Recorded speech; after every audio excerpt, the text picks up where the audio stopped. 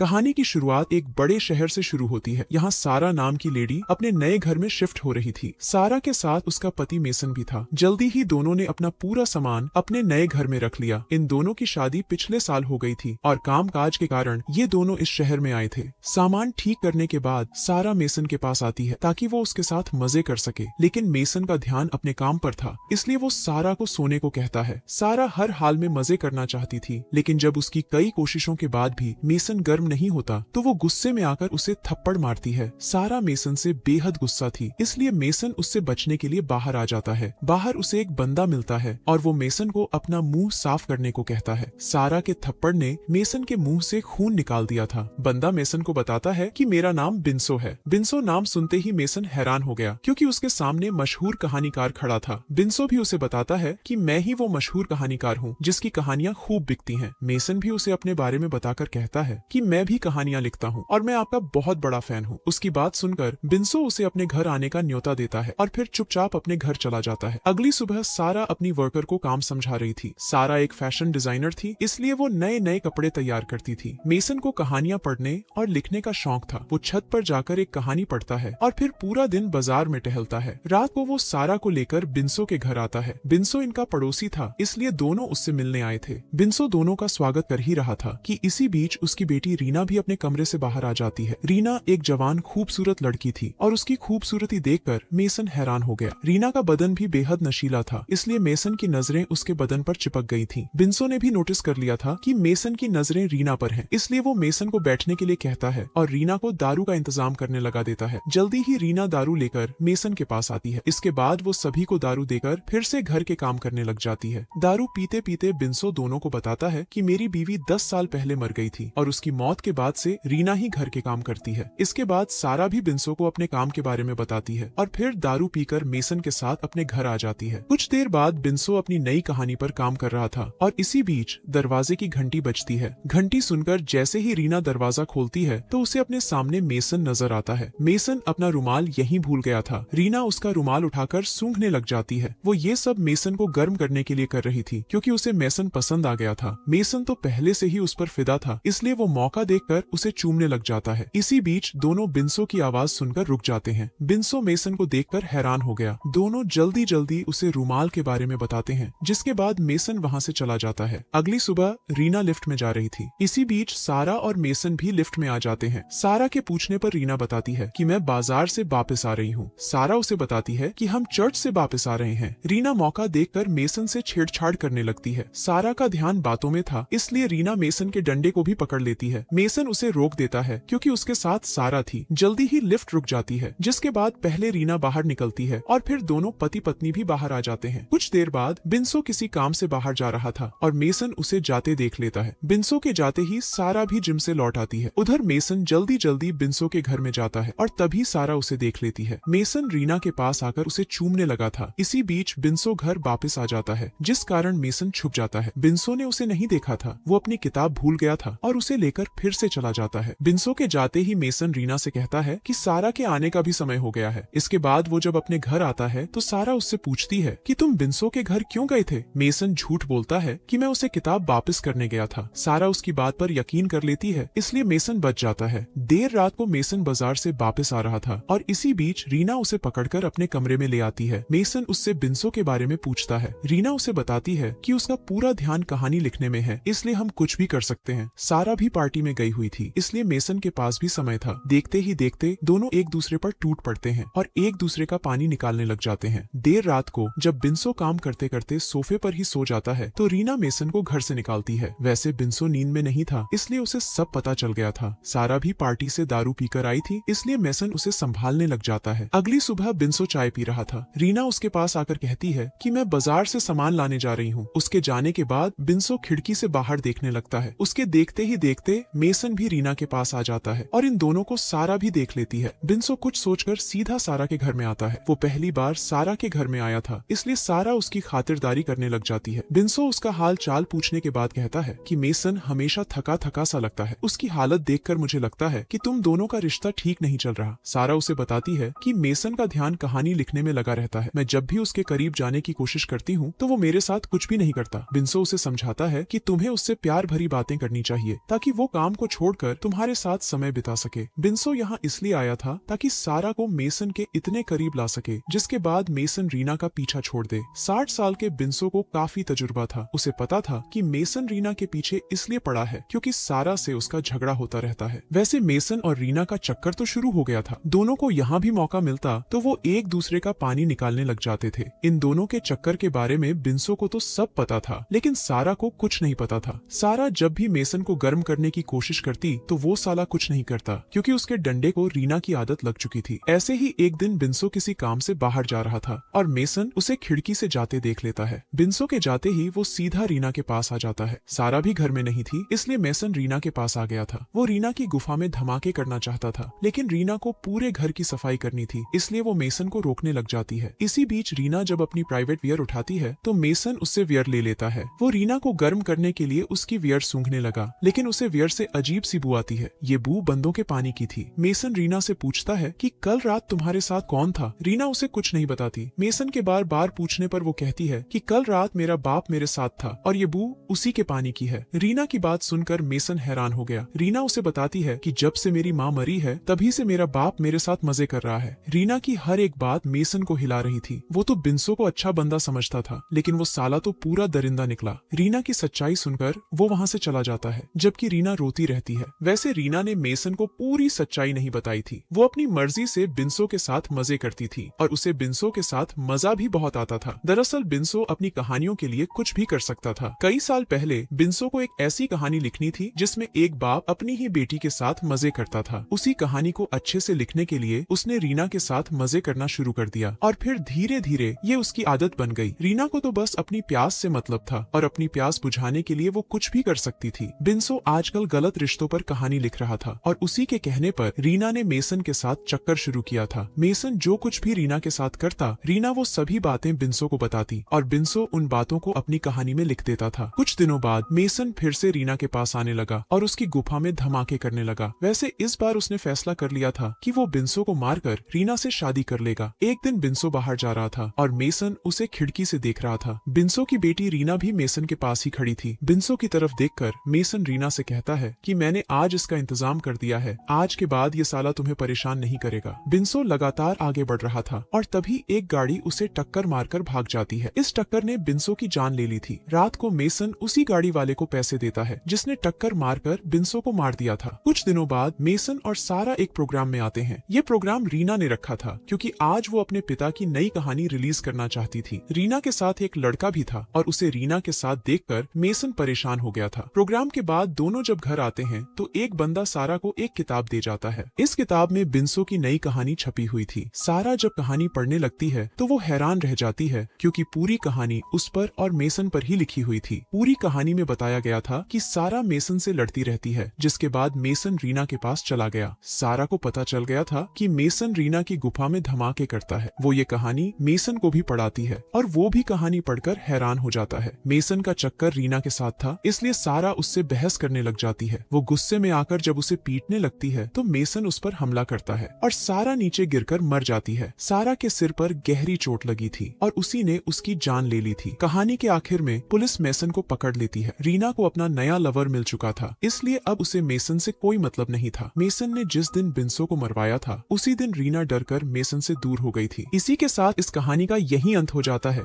हमारी वीडियो देखने के लिए बहुत बहुत धन्यवाद।